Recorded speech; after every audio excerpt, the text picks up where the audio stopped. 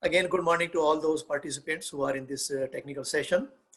And again, thanks to uh, Dr. Sasirata for inviting me. And I was told that I need to speak on technologies in renewable energy. And I have collected some material here to just get an idea about the different sources of the energy, and then how those sources have been evolved, and what is the current status of the renewable energy, and what we are going to be doing with that, how technologies is helping us to make this planet clean.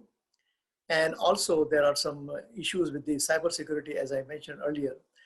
And then I'm going to mention about the cybersecurity framework, which can be used to see if we can avoid some of these damages which can be done by the hackers. So starting with that, here is a little outline of my presentation. I'll just go through in brief about the types of energy sources, because we would like to see how these sources have evolved, has emerged, and what are their benefits. Little description of each of these sources, and then I'll come to the one which we are going to be talking about, the renewable energy. The types of energy, and then forms of the renewable energy, trends and technologies in the renewable energy. What are the different challenges with the existing renewable energy technologies? And then I'll be talking about the cyber forensic, which needs to be embedded with the renewable energy technology. And of course, I'll have enough time for you guys to ask me any number of questions. Going to the next slide, we will look at different energy sources. And again, we ask a question, why energy? And energy is in different form. We are all consuming the energies. And we know that every day, the amount of energy we are going to be using for different areas is going to increase. And so we have to have new technologies and also new tools that are going to be needed so that we can maintain those energies to the customers. Our population is also growing, so certainly there is a big demand for the energy. And we have also seen lately that there are a number of new concepts which are being introduced. Particularly, you are trying to produce the hydrogen from water, recycling carbon dioxide and things like that. They need a lot of energy. So a lot of energy is also needed by these different innovations, or these different new technologies which are coming up. And they're certainly going to help us to see that we can make our this planet as clean as possible. So there is a wide range of energy sources, and I'll just go through each of these sources very quickly to just get an idea of what each one is offering to us or has offered to us. The first is the fossil fuels. We are using coal, we are using petroleum and natural gas. Again, the power has been used for both households and a number of industries. Again, it has been considered as the most efficient. We can easily transport the energy from one point to another point. And this source of energy is independent of the weather. But only problem with this type of energy is that it emits the toxic gases that cause the pollution, and that is also destroying our planet. Next is the hydroelectricity, which of course requires construction of the dam on the rivers. And the power is going to again being used for the houses and the commercial establishments. It is inexpensive. This is a form of renewable and efficient. And it's an efficient source of energy, especially if the rivers are snow-fed. And rains can be unpredictable. And so there could be a drought condition, and that may affect the production of the electricity. So certainly we are totally dependent on the weather. And so if there is no rain, then there is a possibility that we may not get enough power or enough energy from this source. Again, it does cause the stress and harm to the environment because it totally depends on the weather.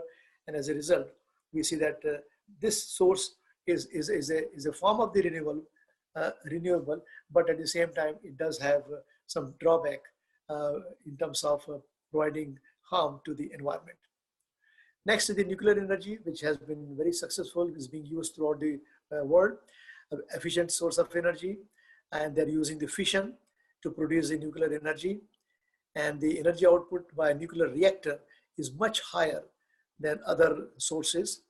And the amount of uranium can provide power for whole city, a very expensive plant, and fuel from nuclear reactor is radioactive and very dangerous and needs to be stored very carefully. We have seen number of people, especially in this country, when they started building the nuclear reactor way back in early 60s, that those people who have been working those plants, now they are having problems in their lungs because they have been subjected to the radioactive elements all their life. So now they are having a variety of problems in their lives.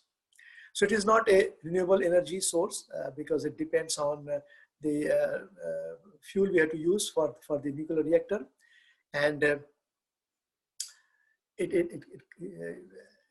and again it has got widespread health hazard as I just mentioned. The next is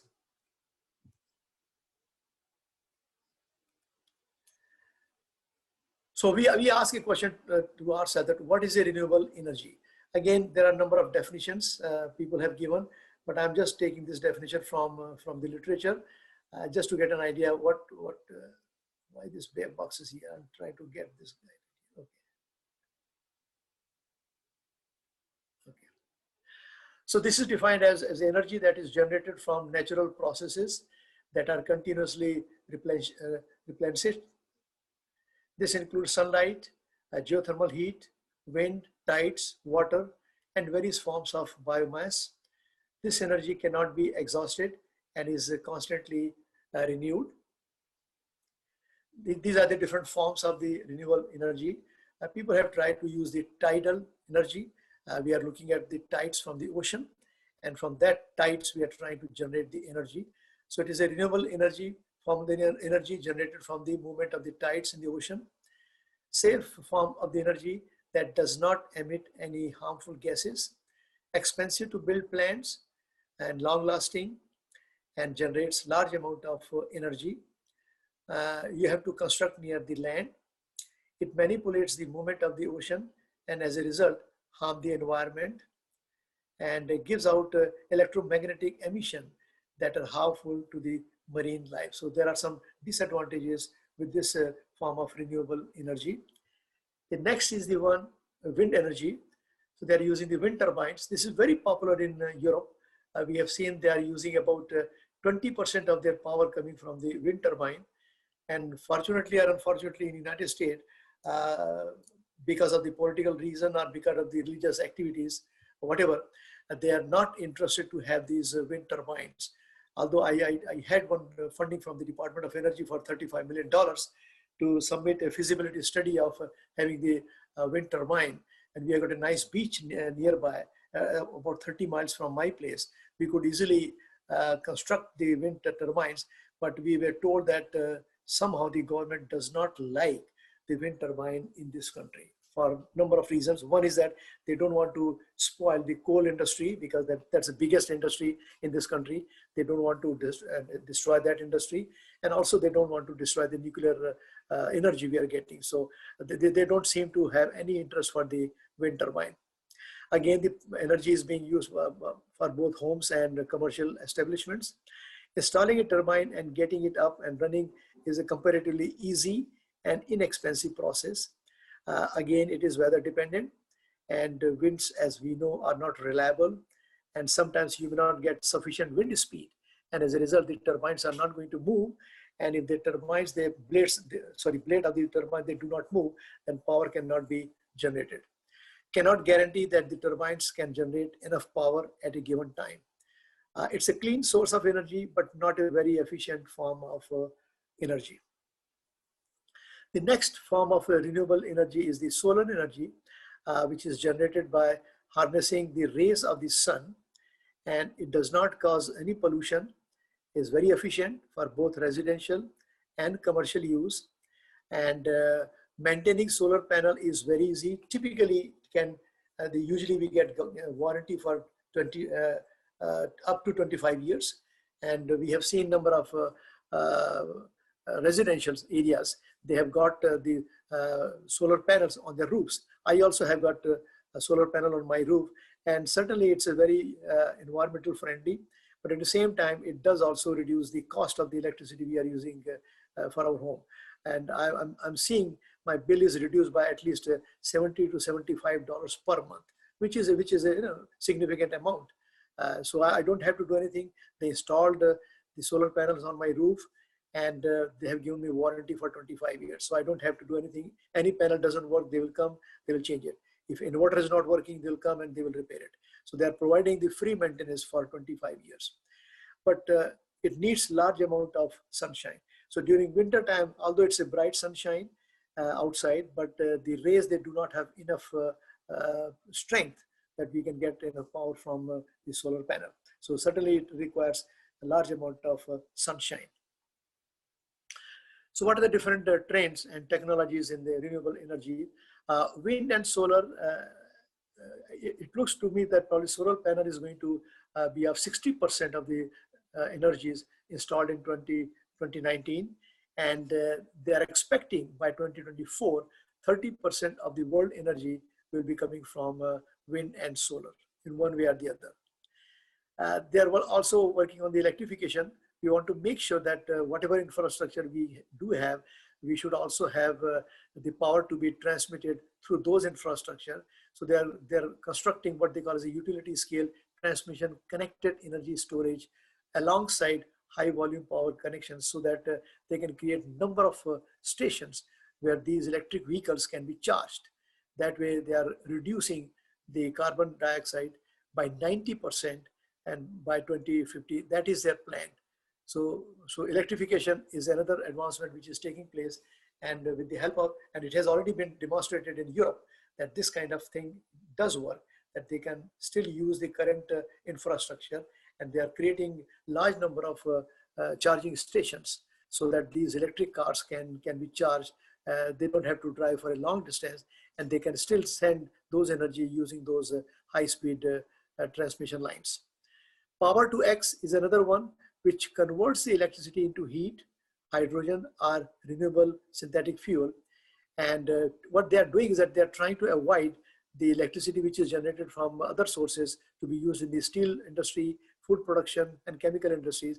But instead of that, they are using the wind and solar energies to be transmitted again using the current infrastructure, so that they can be supplied to steel industry, because they are creating lots of emissions. So they want to make sure that they do get this electricity using what they call as a power to X. That is the name of the advancement they are creating for this energy. They are also working on to see how the distributed generation can be done. Especially they are looking at the retail or commercial sectors. So they are taking the power from the panels and from the private homes to the factories using combined heat and power systems. So they are not basically having the energy to be sent, but they're converting into heat and other power systems. And then that's how they are going to be using those powers for different plants. And finally, the energy storage. They would like to have some kind of storage in the event if they do not have the sufficient wind, or they do not have sufficient sunshine.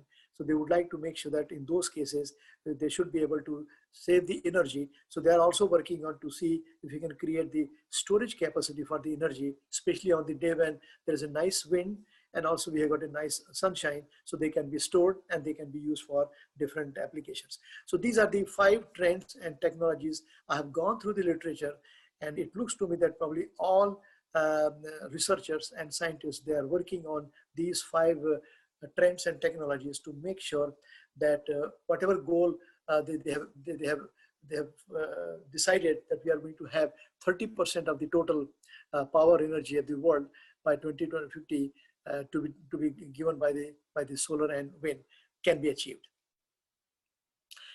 They are also looking at other technologies. In particular, they are looking for the connectivity, and as I mentioned, that in the connectivity we are using a variety of devices.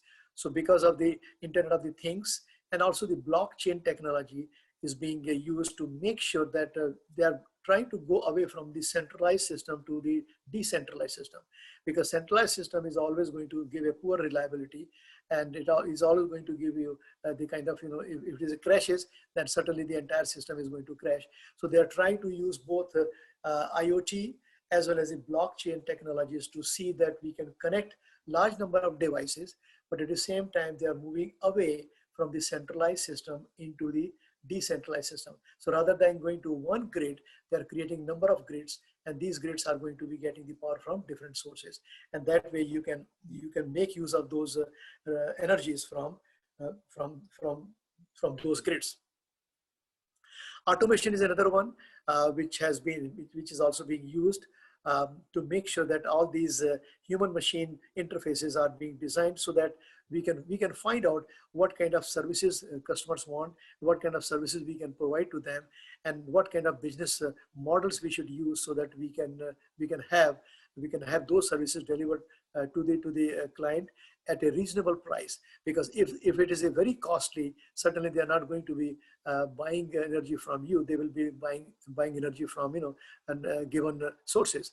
But if you want to make sure that your energy can be bought by them, then we have to provide a good quality of services. At the same time, the cost of the service should also be reasonable, or it should be very competitive. So they're using different techniques for making sure, and in particular, they're using the AI to see that how AI and also the machine learning, how we can find out what customer wants, what kind of services they want, and then how those services can be provided to them and things like that. So they're working on these different processes in the automation.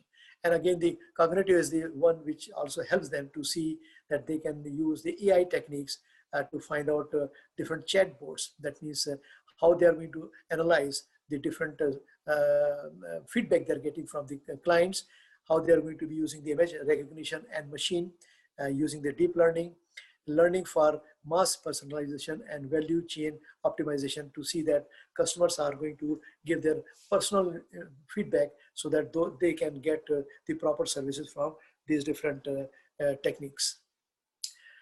They're also looking at the traditional utility business models that should be changed. So what they are doing, that they are looking at how this AI is going to make them is what we call as a distributed generation. And so where the customers is going to get whatever services they are getting, but at the same time, they also would like to see what are the expectations of the customer. One is that I'm simply providing the services to you, but we have to also go into to see what are their expectations, what they're expecting from us, and then find out how we can provide that kind of service. So there's an immense amount of pressure on these companies to make sure that, because they are in competition, so they have to compete with other sources to make sure that they are able to provide the services, not only the reasonable services, but also to their expectation. And also they have to make sure that they're competing with other sources, and also they are following the regulations. Utilities, they have to make sure that they improve the efficiencies, cut the cost, and also become digitally enabled. That is where all these companies are going for, that you have to make sure that those analog things and then going to the meter and things like that, they don't want to have. They would like to see all the meters are being digitalized, controlled, and digitally controlled, so that the customers can also know, they can also access from their cell phone, smartphone, and at the same time, same information can be accessed by the companies. So they would like to provide what we call as a customer-focused organizations, whereby we totally depend on the feedback we get from the customer, and then also what are their expectations. And they're also working on to see how we can transform both customer and billing solutions. That way, that customer is going to be providing this feedback, but at the same time, we have to also provide some tools to the customer as well, that what are the different tools and capabilities we can offer to them, so that they don't have to depend on the companies for all these questions. Some of these things they can do by themselves. So again, they have to provide what they call as a digital channels, so that they can design a better customer journeys and create the product and services to their expectation. Now, there are some challenges with the existing renewable energy technologies, and I did see these 5 categories. They are known as the differential investment and focus. So most of these companies are looking at these 5 categories to see what they should be doing in terms of each of these challenges in their existing technologies. One is a security, second is a major program, third is energy procurement, hedging and trading, and regulatory compliance and regulatory recovery. These are the 5 areas they have to address to make sure that they are in the market to provide these services to the customer.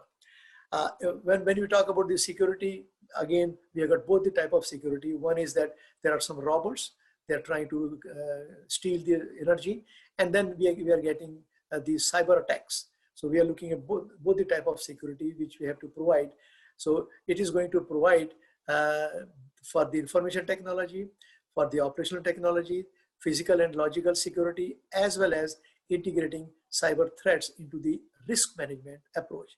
So every company is going to have risk management division, and they would like to see that cyber security can be embedded into that approach, so that they can develop a mature detection and response capabilities, and incident response and threat intelligence. As you can see, all these are very kind of exhaustive, and that they have to really work on each of these activities so that they can provide the security. And again, when I go to the digital forensic, we'll go in more details to see what exactly we do in the response for any attack.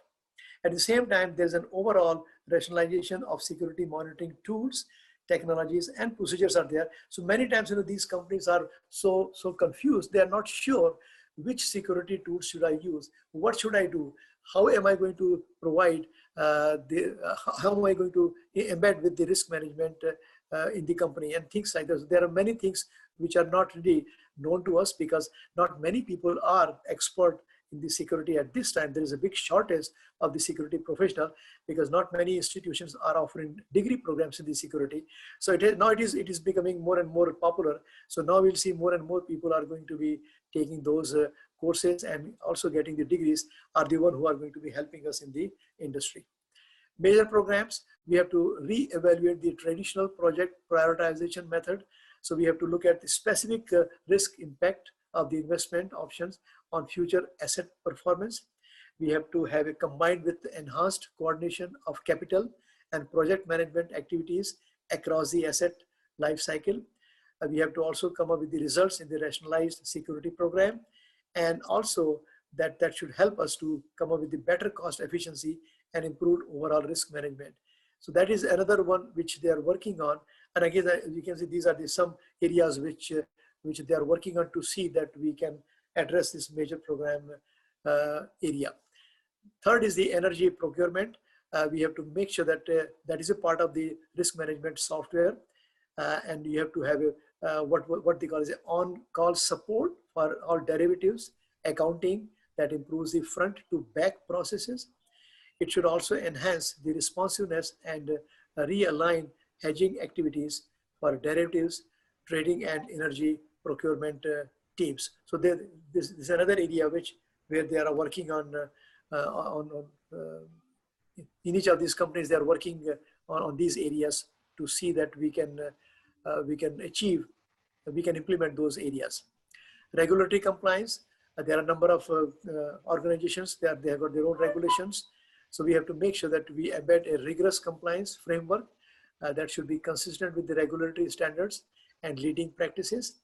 And it should also enhance the business integrity and create a framework for preventing, detecting, and responding to potential compliance risk. So again, as you can see, this is going to be a separate division within the organization that they have to worry about that. And then again, we have to come up with what we call as a recovery. So regulatory recovery is another one which they have to implement as a part of the risk management in other organization. So they have to adopt industry-leading accounting and analytics practices. They have to streamline the preparation of the rate case filing and testimony. And then they have to standardize the regulatory response process. And they have to deploy leading technologies, tools, and platforms to help to drive the further efficiencies. Now, people are considering renewable energy as a critical national infrastructure. Being said that, then we have to see these are the issues which we have to include as a part of our organization. One is the stability and security. I have already mentioned about the security. We have to make sure that we do have the stable generation of the energy. We also have to have a cyber risk management. So people's energy uses, how they are going to be using. We have to make sure that all the meters are smart. Then people can trust the meters which are smart, and they can also see everything from their smartphone or the cell phone. The cybersecurity transformation does require what we call as a security architecture. So they have to define the architecture within the organization that is going to provide the monitoring system that is going to detect suspicious activity across the entire network. It is going to also provide the security for the individual meters, because if I can hack a meter, then certainly I can provide a lot of damage to that customer, and that customer is going to lose the trust with the company. So they're not going to be using our power. So we have to make sure that each of these meters, they should be secured, and they should be able to provide the correct readings to the customer, and specify technical controls that the smart meters would need to have embedded in them to authorize commands and protect the data. Okay, you have to have also adequate encryption for the meter as well as the communication system and database. Again, we have to also find out how much data is stored on the meter before it is sent back to the utility company. Obviously, if you've got more data, that's a problem. So we would like to see what is the minimum data we should allow it to be stored in the meter, and before it can be sent to the company, so that they can use the data for billing to the customer. How the meter physically protects data.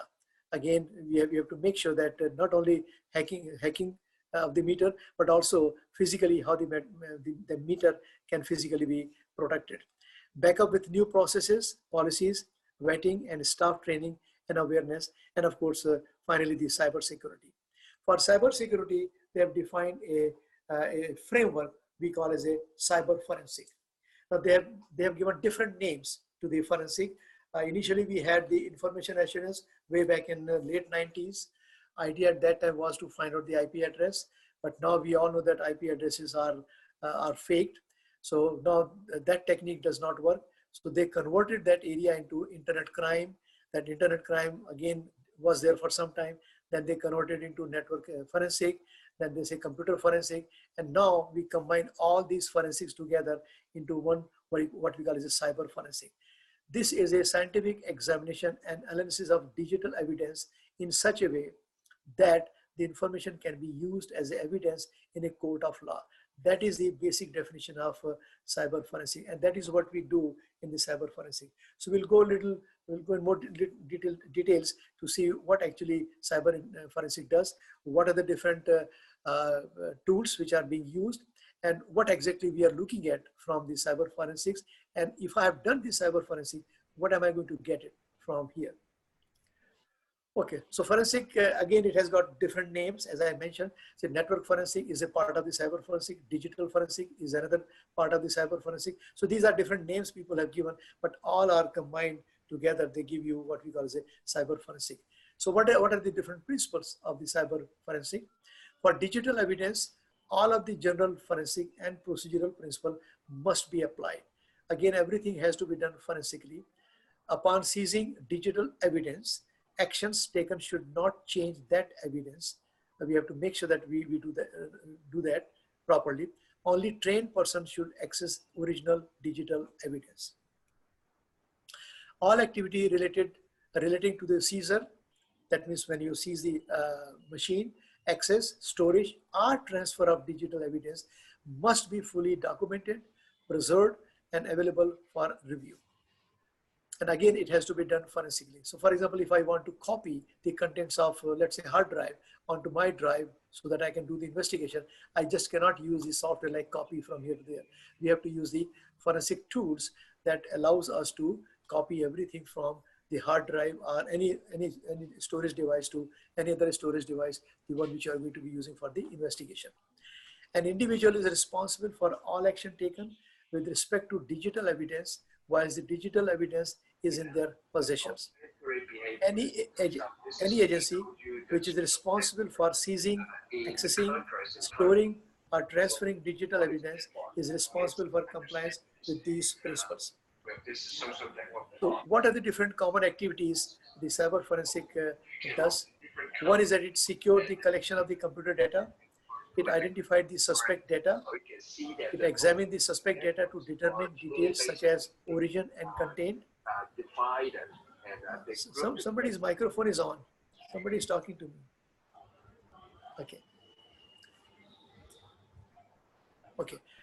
So we have to do the examination of suspect data to determine details such as origin and content, presentation of computer-based information to court of law, and application of country's laws to computer practices. That's another issue we are having, because whatever forensic laws we have in the United States may not be applicable in India, and whatever laws we have in India may not be applicable to United States.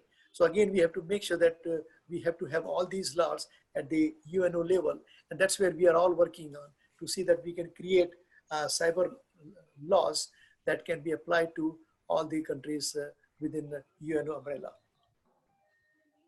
Okay, so when we do the cyber forensic, then what are the different crimes we are going to be working on? We are going to look at theft of companies' secrets, look at the clients, customer or employees lists, employees sabotage, credit card fraud, financial crimes, embezzlement or money or information, economic crimes, harassment, child pornography, possession or dissemination of child pornography, major crimes, identity theft. These are the different crimes we are looking at during the investigation. Along with that, email spam, unauthorized or unlawful intrusion into computing system, denial of service attack, tortious interference of business relations, extortion, any unlawful action when the evidence of such action may be stored on computer media such as fraud, threats, and traditional crimes, and any other illegal activities online are the one which are going to be investigated. What are the different media devices? They have got information, or they are holding the potential data. So we have got computers and laptops, we have got iPads, iPods, smartphone, and other cell phones, MP3 music players, hard drives, digital cameras, USB memory devices, PDAs, backup tapes, CD-ROMs, DVDs. All these devices are the one, they may have the potential data. So once we seize them, we have to make sure that from there we copy the data using the forensic technique onto whatever device you want to use for the further examination. Okay, so we got that. Now question arises, what am I going to get from this cyber forensic? So what information am I going to be getting from the cyber information? This is what it is going to offer you. If you find that there has been a file in the any storage device and it has been deleted, you should be able to recover that file. So again, this investigation or the cyber forensic is going to allow you to recover that deleted files. Now, many times we think that, I'm going to format my laptop, or I'm going to format my computer. And after formatting, you think that everything has been deleted. And answer is, no, it has not been deleted. We can still recover some of the deleted files from the device which has been formatted. Find out what external device have been attached and what users access them. Determine what programs are running at that time. Recover web pages which have been accessed by the user. Recover emails and users who read them. Recover chat logs. Determine file servers used. Discover documents hidden history. Recover phone records and SMS text messages from mobile devices. Find malware and data collected. All these informations are going to be detected using the forensic, using the cyber forensic. So once we have done that, so let's say I have got the cyber forensic process, and I have got some trained person who is capable of doing that. So once I have given this task to that individual, he is going to give me, these are the outcomes which I'm going to get from him as a part of the investigation. He is going to tell me whether there was a violation of the public law. You think that there is a criminal or civil proceeding which can be done. What is the impact on the reputation and the business? So if sometimes you find that this is not a big issue, so we can drop the idea, not going to the court. But once you go to the court, then not only you are going to be in trouble because the business is going to lose the reputation, you are also going to use a lot of revenues. So we would like to see at that time that we should not go to the court and just resolve this issue out of the court.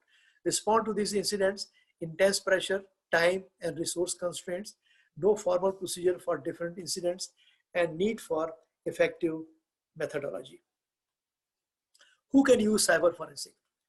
Right now we are using in this country, these are the 5 areas where people are using the cyber forensics: law enforcement, a private computer forensic organization, military, and some university programs are also using the cyber forensic, and computer security and IT professional. These are the 5 stakeholders who can use the cyber forensic. Again, they have to go through the proper training, and once they are being certified, then only they can do the cyber forensic.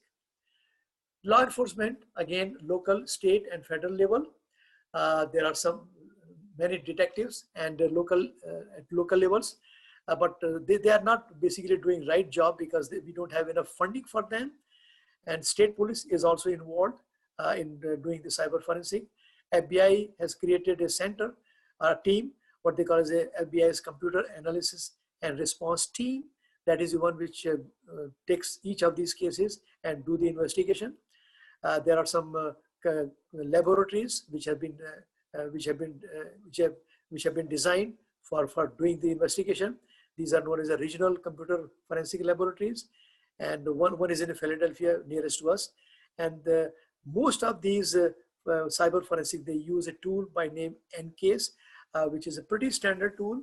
And most of these courts in the United States, that's why I'm saying I'm not using the word all, because there are some states they do not accept NCASE tool as a reliable tool for the evidence. But this NCASE tool is the one which provides all the services, starting from copying the information from the storage device to on your side. It is going to do the analysis. It is going to find out any suspicious keywords, whatever you want to find out.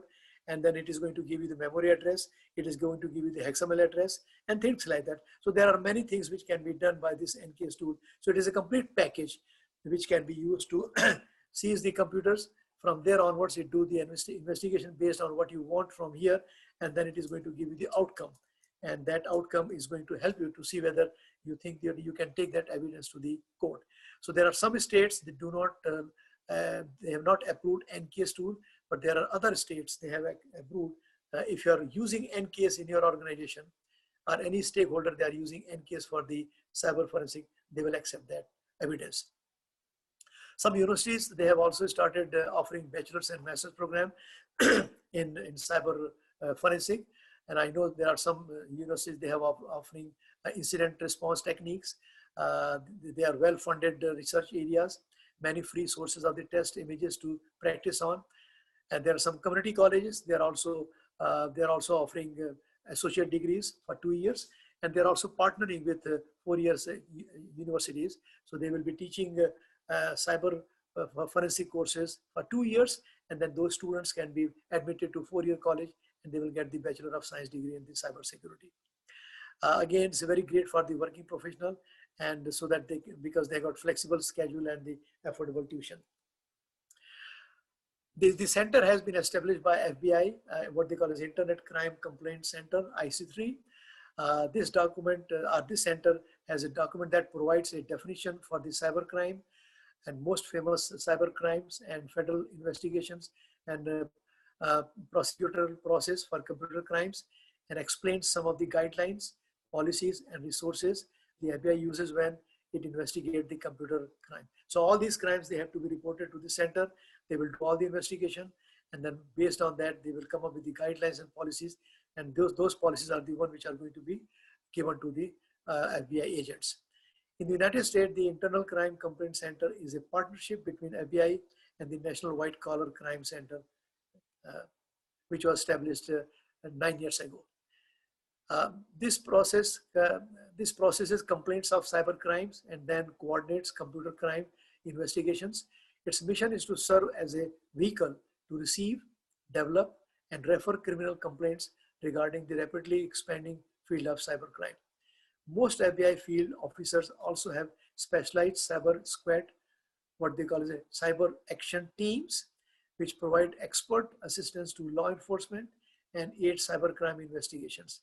CATs are also small, highly trained teams of FBI agents, analysts, and computer forensic and malicious code experts who travel the world on a moment's notice to respond to fast-moving cyber threats. These are the references from where I have taken most of my material. Again, these papers are kind of a little old. They were published in 2016, but I have taken some of the material from these 2 papers, and I have taken some other material from other sources. With that, let me stop at this time and see if you guys have any question for me. Thank you very much. Thank you, sir. Thank you for enlightening the gathering by your thought-provoking speech by emphasizing the significance of trends and technology in renewable energy. A few questions have been asked from the participants. Shall I read it out? Please. Thank you, sir. Renewable energy is known for many years. Still, the contribution in energy generating is less than 10% in our country. Why is it so? I have no idea. I have no idea. I think it depends on the government and also the various industry sectors. They have to work together. So that policy has to be defined. Unfortunately, in India, everything has to be decided by the government. Unfortunately, in the United States, that does not work that way. Here, government does not come into picture. I mean, these industries, they are the one they are spending, like for this for the renewable energy. Apple, Amazon, and Google, they are spending huge amount of dollars for these solar projects, while government is not doing anything. Government says, whatever you want, it's up to the customer. So we are still getting the energy from coal. We are still getting the energy from the nuclear. We are still getting the energy from the solar, but we are not getting energy from the turbine. That is the only area where the government kind of objected that we should not go for the turbine because they don't want to spoil or they don't want to destroy their coal industry, which is like at this time, 65% of the energy is coming from the coal industry. So they think that if we go for renewable energy, then certainly they are going to have lots of people who are going to be laid off from these industries. So they don't want to touch that industry at this time. But hopefully, who knows, next 10 years, probably things may change. But at this time, no.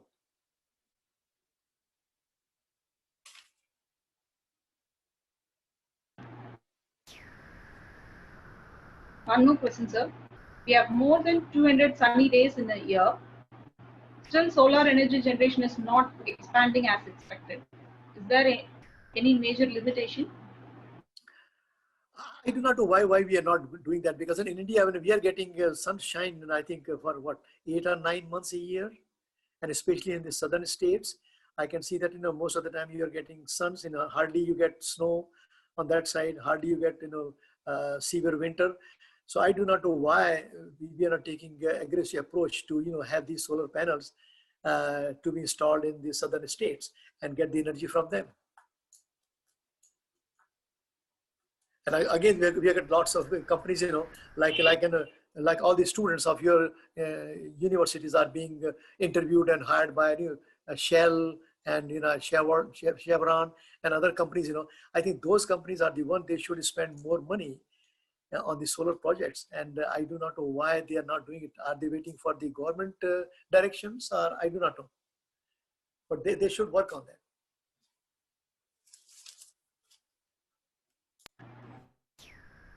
Thank you once again, sir, for gracing this occasion and sharing your expertise with us. Now, I invite the session coordinators, Mrs. R. Ilavarasi, Assistant Professor, and Mr. Sivaperumal, Assistant Professor, to continue with the session. Thank you, ma'am. Thank you, Dr. Gurdeep ji. Thank you very much, and have a wonderful day. Have a wonderful day. Thank you very much for inviting me. Sir. And I hope that I was able to share, whatever views I had on this renewable energy. I have not done much work in that, but I was able to actually at least give you some idea how the energy sources have evolved, where we are today, and what can be done, and what are the limitations, and what are the different technologies that can be used to see that we get the benefit of the natural resources. Thank you, sir. Thanks a lot. Thank you, sir. Thank you. Have a good day.